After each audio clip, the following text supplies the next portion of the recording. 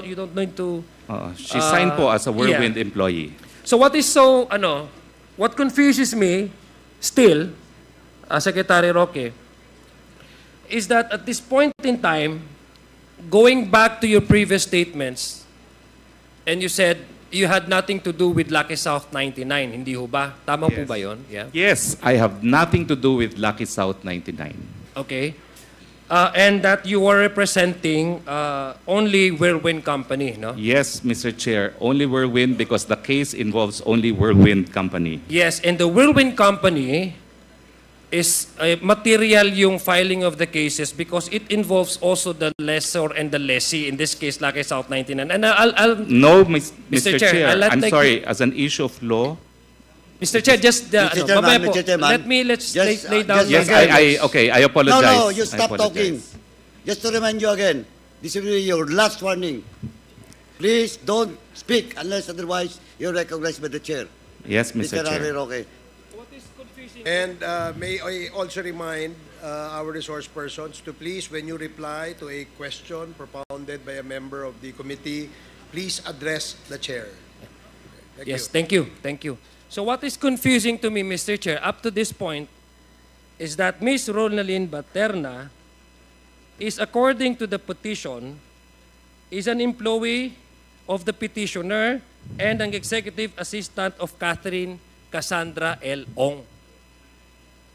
So that this is to me, Mr. Chair, I don't know with Secretary Roque because he seems to be forgetting all of the details that are important in filing in the filing of this case, ejection case. Catherine Ronaldin Baterna, who now, this is 2023, is now the part of Lucky South 99, also signed as a witness as an executive assistant of Miss Catherine Ong, which, if we follow the sublist date signed between Lucky South 99 and Whirlwind Company, si Miss Cassandra Ong is nasa Whirlwind Company na. So bakit ang tanong po, ang ordinaryo na tao, maganda ho dahil hindi ako abogado, Attorney Roque, kanina nakikinig po ako sa mga tanong ni Congresswoman Luisto at saka Congressman Mig Nograles. Medyo nawawala din ho ako. Buti na lang, hindi ako abogado. But I'd just like to find out that why on earth you keep on insisting that you have nothing to do with Lucky South 99 when one of your witnesses is in fact, according to this record, truthfulness sinabi according to the rules of court, is the executive assistant of Cassandra L. Ong.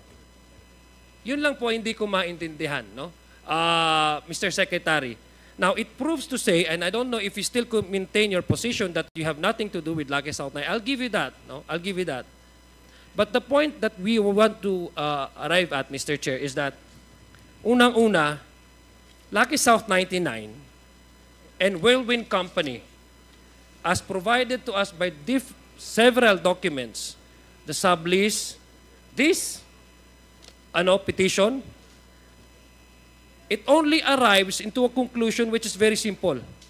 Though they may be different entities, but they're run by the same people.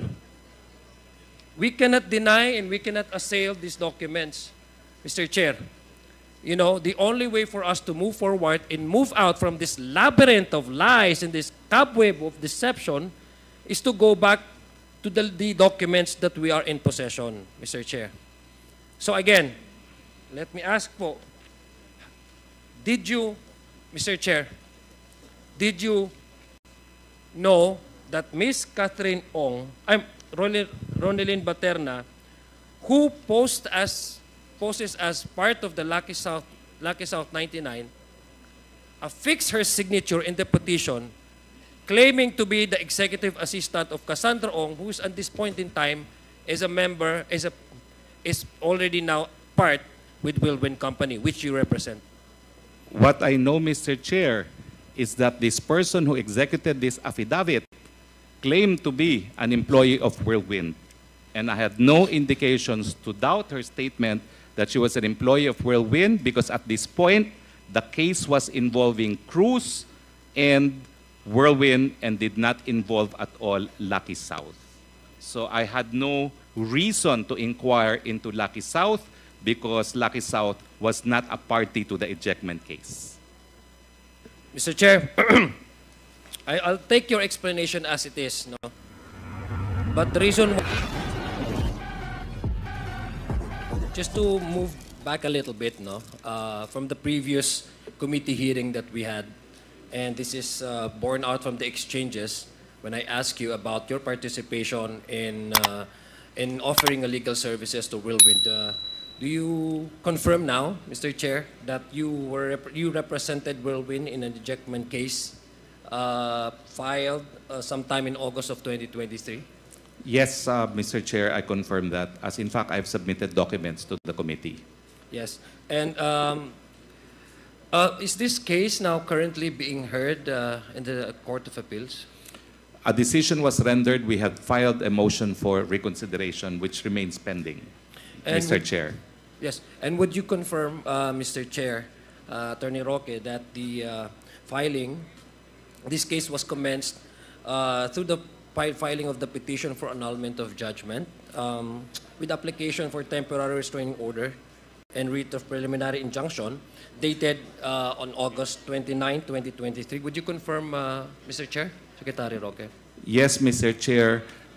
Qualifying that earlier we had filed a motion for the Regional Trial Court of Angeles City to recall its writ of execution, Yeah. and that was filed second week of August. Okay. So, but notwithstanding that this already been filed before the Supreme Court, and I'm citing this particular case that I'm bringing out in the open, would you confirm, Mr. Secretary? Yes, the petition Yeah. was filed. It was a petition for annulment, Okay. Mr. Chair. Also, we presume, Mr. Chair, that as a seasoned lawyer, such as yourself, Mr. Chair, that you presume that the petition must be verified, and also it is also inclusive of that petition, Mr. Chair, is a verification. The verification, Mr. Chair, is a statement, Mr. Chair, inclusive of that, under oath regarding, number one, the truthfulness of the filing, the truthfulness of the case, of the allegation of the pleading, and that the pleading was filed in good faith, and that the allegations are supported by evidence. Do you support this, Mr. Chair? That is a requirement of the courts, Mr. Thank you. Chair. Thank you. So the statement and the petition were sworn to before you, Mr. Chair? I'm sorry, Mr. Chair. So the petition, Mr. Chair, of the statements in this petition was sworn to, meaning it has all the necessary attachment, including the signatures, etc. Yes, Mr. Chair. Okay. So, Mr. Chair, did you affix your signature in this petition? As one of the lawyers that prepared the petition, yes, Mr. Chair. Okay. So you are also aware, Mr. Chair, that well, I'm sure you're aware of this, that under the revised rules of court, the signature of an attorney constitutes a certification that the factual contention in the pleading have evidentiary support. Do you confirm this, Mr. Chair? I'm sure this is just a regular administrative requirement or processes. Would you confirm that, Mr. Chair? That these are facts borne by records and as relayed by the clients at the time of filing. That all the documents attached therein are all supported by evidence. Am I correct, Mr. Chair? Well, not supported by evidence because the language, Mr. Chair, of the verification is not that it is all supported by documents, but the language, if I'm not mistaken, is that I am the person who is authorized to file, has authority to file, and that it was not intended to, that he is not guilty of forum shopping, and that the contents thereof are true and correct of their own personal knowledge. Yeah, so that would also include, of course, some witnesses as required by the courts in filing this petition. Am I correct, Mr. Chair? Yes, witnesses as provided to us by our clients, Your Honor, at the time of drafting and filing the petition. So, Mr. Chair, may I ask, Mr. Chair, when you filed this petition, was Cassandra Ong as a witness, Mr. Chair? Yes, she signed as a corporate secretary, and she also, I think, executed an affidavit, but I do not have the files with me right now. Yeah, but she was, at this point in time in 2023, she was, I guess, already part of Whirlwind Company. Am I correct? Yes, she signed as corporate secretary of Whirlwind. Let me just refer to the documents that I have here in my possession, Mr. Chair. This is based on the sublease agreement entered into between Whirlwind Company and Lucky South 99. The date is very important, Mr. Chair, because at this point in time, under the sublease agreement, which was signed on January 5, 2021, and this is 2 years before the filing of that petition, Cassandra Ong is already now part of Whirlwind Company, previously from the Lucky South 99. So you confirm, Mr. Chair, that Cassandra Ong is also one of the witnesses whose signatures are fixed in the petition? I am not aware, as of time of filing of the petition, of the contents of the sublease agreement between Whirlwind and Lucky South because it was not material to the ejectment case. No, I'm asking, Mr. Chair, I'm just citing you the date because at this point in time, when you filed the petition, Cassie Ong, which one of your whose signatures are fixed in the petition, was already part of the Whirlwind Company and previously was part of the Lucky South 99. Now, I do not need your confirmation in this because I have my documents here. I want you to ask a question. Very simple lang po, Mr. Secretary, because I know you're one of the attorneys and, due diligence, I'm really, I would really believe that you really done your homework and you really gone through all these details, Mr. Chair. So, you confirm that Cassie Ong was one of the witnesses in the filing of this petition? She signed and verified the petition as corporate secretary of Whirlwind. Yeah. Yes, okay. we confirm that. We're on the same length. This is the same Cassie Ong, Mr. Chair, that is now being detained by the Indonesian immigration, Mr. Chair. A couple of days ago, fled the country with the former mayor, Bambam Mayor, Alice Guo, Mr. Chair, whose investigation by the Senate is also ongoing. So this is the same Cassie Ong, Cassandra Ong we're talking here, Mr. Chair. Yes. No, that was not a question. Okay. I'm sorry, Mr. Secretary. That was just an information that I want to share to the public. Now, also in the same petition, you also have Ms. Ronaldine Baterna as witness. Am I correct? I do not recall who the witnesses were included, no? But all the witnesses had to execute affidavits. But the truth of the matter is I was not personally the one who drafted the petition. I read the petition, I signed it, I was responsible for the theory, but I'm not aware of all the evidence that were appended to it. I did not take any statement from any witness, and I signed the pleading after it was prepared, and after it had been verified by the not plaintiff, but by the petitioner. Well, so that's so unfortunate, Mr. Chair, because earlier I was asking you about just an administrative processes of filing a cases, and you have even enlightened me that there must be a truthfulness in the Yes. petition, that everything it's been filed in good faith, and it also be supported by, according to you, not the word is not really evidence, but the regular. You have the witnesses and the lawyers. I'm confused, Mr. Secretary, because you didn't know that Ronaldine Baterna, who at this point in time is now the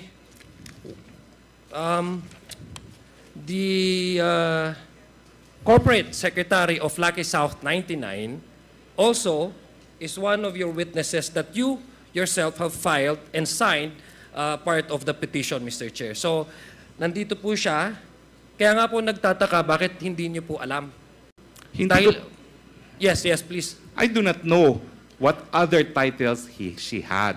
But as a lawyer, we prepared the affidavit for the witnesses. They affirmed their affiliation. And if they lied under oath, that is their lookout. Yeah, it is not the responsibility of the lawyer to make sure that everything that the witness says in a sworn statement is the truth, because we only warn them you could be persecuted for perjury if you include a falsity. Okay, so Mr. Chair. I give you that, Mr. Chair, Attorney, because hindi naman lahat tayo ay nare-remember po natin yung mga nakaraan, di ba? Alam ko ho, ang dami niyo pong baka ang dami niyo pong talagang mga kliyente, kasi sa galing niyo pong abogado, talagang pupuntahan ho kayo ng mga tao. So, I Hindi give you naman that, po. I give you that, Hindi naman Mr. po.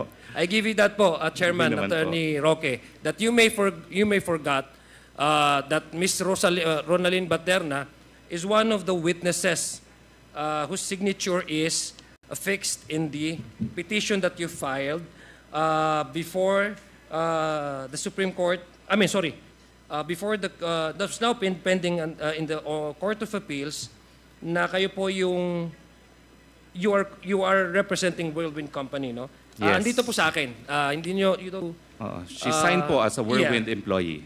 So what what confuses me still, Secretary Roque, is that at this point in time, going back to your previous statements, and you said you had nothing to do with Lucky South 99, hindi ho ba? Tama po Yes. ba yun? Yeah. Yes, I have nothing to do with Lucky South 99.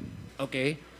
And that you were representing only Whirlwind Company, no? Yes, Mr. Chair, only Whirlwind because the case involves only Whirlwind Company. Yes, and the Whirlwind Company is material yung filing of the cases because it involves also the lessor and the lessee, in this case, Lucky South 99. And I'll No, Mr. Mr. Chair, Chair, I'll let I'm like- sorry, as an issue of law. Mr. Chair, just Mr. Chairman, mamaya po, Mr. Chairman, let's just, lay down. just- Yes, I apologize. No, you I stop apologize. talking. Just to remind you again, this will be your last warning. Please don't speak unless otherwise you're recognized by the chair. Yes, Mr. Harry Chair. Roque. And may I also remind our resource persons to please, when you reply to a question propounded by a member of the committee, please address the chair. Thank you. Thank you. Thank you.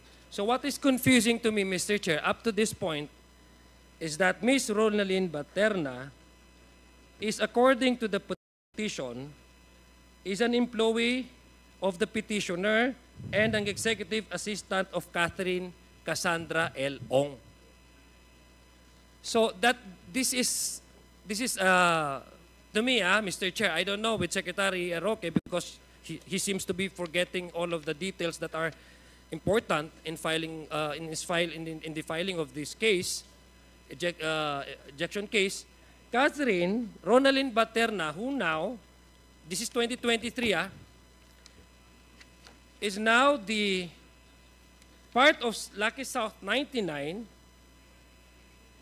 also signed as a witness as an executive assistant of Miss Catherine Ong, which, if we follow the sublist date signed between Lucky South 99 and Whirlwind Company, si Miss Cassandra Ong is nasa Whirlwind Company na. So bakit ang tanong po, ang ordinaryo na tao, maganda ho dahil hindi ako abogado, Attorney Roque, kanina nakikinig po ako sa mga tanong ni Congresswoman Luisto at saka Congressman Migs Nograles. Medyo nawawala din ho ako. Buti na lang, hindi ako abogado. But I'd just like to find out that why on earth you keep on insisting that you have nothing to do with Lucky South 99 when one of your witnesses is in fact, according to this record, truthfulness sinabi according to the rules of court, is the executive assistant of Cassandra L. Ong. Yun lang po hindi ko maintindihan, no? Mr. Secretary. Now, it proves to say, and I don't know if you still could maintain your position that you have nothing to do with Lucky South 9. I'll give you that, no? I'll give you that. But the point that we want to arrive at, Mr. Chair, is that unang-una, Lucky South 99 and Whirlwind Company, as provided to us by several documents, the sublease, this petition, it only arrives into a conclusion which is very simple. Though they may be different entities, but they're run by the same people. We cannot deny and we cannot assail these documents, Mr. Chair. You know, the only way for us to move forward and move out from this labyrinth of lies and this cobweb of deception is to go back to the documents that we are in possession, Mr. Chair.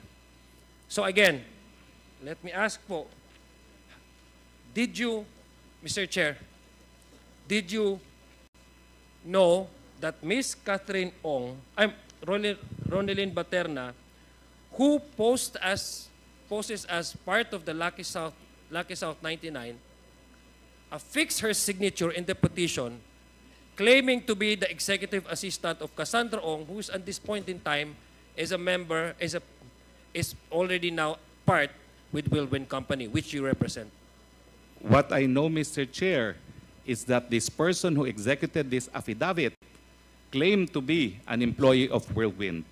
And I had no indications to doubt her statement that she was an employee of Whirlwind, because at this point, the case was involving Cruz and Whirlwind and did not involve at all Lucky South.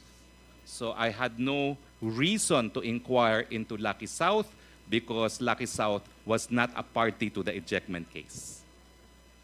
Mr. Chair, I'll take your explanation as it is, no?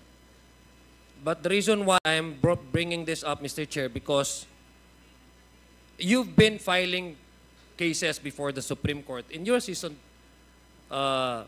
lawyer, and if we follow back and if you go back to the previous pronouncements, which you even publicly said in most of your statements through media and in this forum, Mr. Chair, you've stated that you have nothing to do with Lucky South 99, and that in fact you said na mas gusto ko nga kinuha nila akong abogado eh.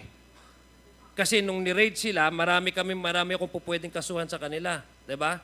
And yet now, presented by all these evidences, are you telling me, Mr. Chair, that with all the experiences you had, you did not even bother, Mr. Chair, to ask whether this certain Ronelyn Baterna is not only part of the Lucky South Whirlwind Company, Lucky South 99, but in fact now, is an executive assistant of Cassandra Ong, who, by the way, again, may reiterate, is under detention by the Indonesian immigration, trying to flee this country. Are you trying to tell me that, Mr. Chairman, Attorney Roque? Mataas po yung respeto ko sa inyo, wag niyo pababain. Well, Mr. Chair, it was a sworn statement. As lawyers, we remind all parties making sworn statements that they could be criminally liable for any falsity. We cannot guarantee that witnesses who execute affidavits will in fact not lie. We can only warn them, and that is what we do as lawyers. Okay, we can discuss here, Secretary Roque, until Judgment Day, but these documents will not deny the fact that Ms. Ronelyn Baterna is assigned by you as one of the lawyers, is the executive assistant of Cassandra Ong. So we have proven, Mr. Chair, based on these documents. I'm not basing anything from anybody or any opinion of any of these members of this committee. I am basing my judgment and my conclusion on the documents that I have in my possession. So if we follow the trail of all this possession of these documents, Mr. Chair, we've proven, number one, that Baterna is a corporate secretary of Lucky South 99. That she is both an employee of Whirlwind as well as the corporate secretary of Lucky South 99. You know, it's, to me, how can you enter into a sublease agreement when in fact you yourself, among you, you're the one calling the shots and you're running the affairs of all these two companies? You tell me, if you can give me that answer, then you're smarter than me. I mean, come on, let us not fool each other. Dalawang tapos they're posing as, as different, but and number three, Mr. Chair, we have proven, Mr. Chair, that the subject of the indictment case is the same property subject to the sublease agreements between Lucky South and Whirlwind. May I ask, Mr. Chair, Secretary Roque po, di ba sublease ho ito, no? So ibig sabihin may mother lease po? That was the subject of our litigation. That was Okay. the only relevant, Mr. Chair, to our litigation. The May- lease you have- contract between the owner of the property and Whirlwind. Sige, would you know po, can we require, can we request kung meron pong yung mother lease agreement. It is appended to the petition and it's downloadable, Your Honor, from the Court of Appeals. Okay, thank you for website. that, and thank you for that information. That makes our job a little easier. Thank you. Now, let me, Mr. Chair, may I proceed to Ms. Ronalyn? Ma'am, taga Mindanao ka? Yes po, Mr. Bisaya, Chair. Bisaya? Opo. Ay, may ngapon. Ngayapon po. Asa ka sa Mindanao? Sambuanga del Sur po. Silingan ta. Silingan ta. Marawi ko. Anyway, sorry, that was Mr. Chair, Ms. Rosalyn, nirepresent mo ho ba ang Whirlwind Company? Kasama ho ba kayo sa nagpurma nung sa ejectment case na sinabi ko kanina? Mr. Chair, yung pagiging corporate secretary ko po is No. papers lang.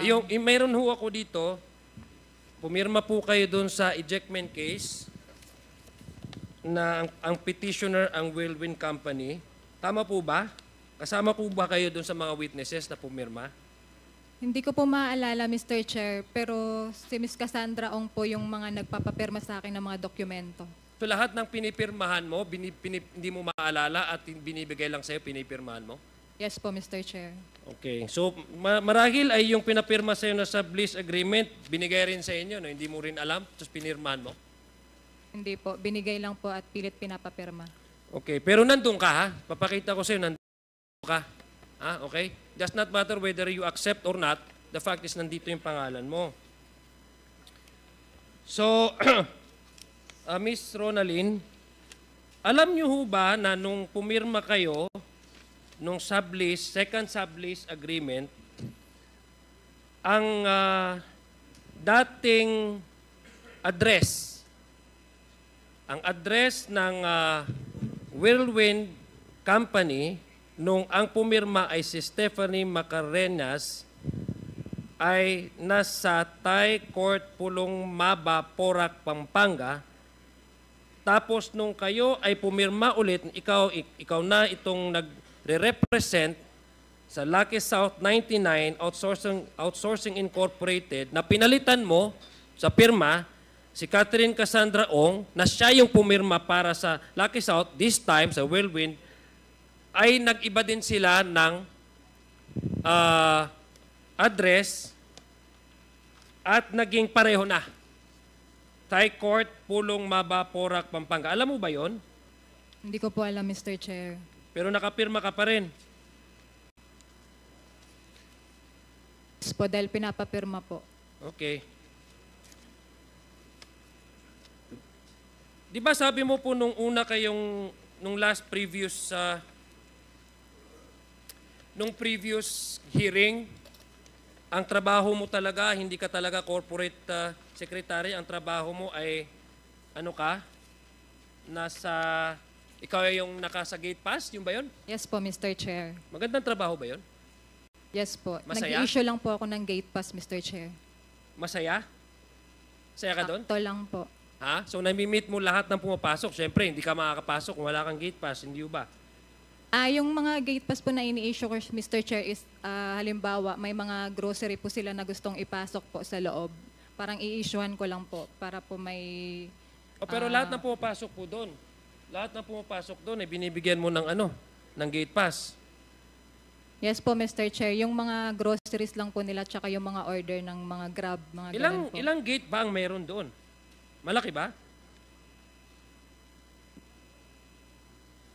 Dalawa po, Mr. Chair, yung alam ko kasi yung pinagdudutian ko, isang gate tapos isang gate pa. Pero marami ho kayong nakikita mga tao dumadalaw sa Lucky South 99. Marami po, Mr. Chair, mga sasakyan. Mga sasakyan. Alam mo ba na in 2021, ang Whirlwind Company ay nag-move in sa Thai Court, Pulong Maba, Santa Cruz, Porac, Pampanga, at doon din po nag-uopisina ang Lucky South 99? Ang Whirlwind Company? Mr. Chair, 5 years po kasi akong nagtatrabaho sa Thai. Never po kaming lumipat ng Hindi, ibig ko address. sabihin, ang lumipat pala, sorry ito, ang lumipat pala ay ang Whirlwind Company, iisang compound na sila Tama ho ba yun? Hindi ko po alam, Mr. Chair. Ah, hindi mo alam? Tapos ikaw nagbibigay ng ano? Mr. Chair, based on the sublease agreement, it is in fact proven that Whirlwind Company and Lucky South 99 shares the same compound, the same address.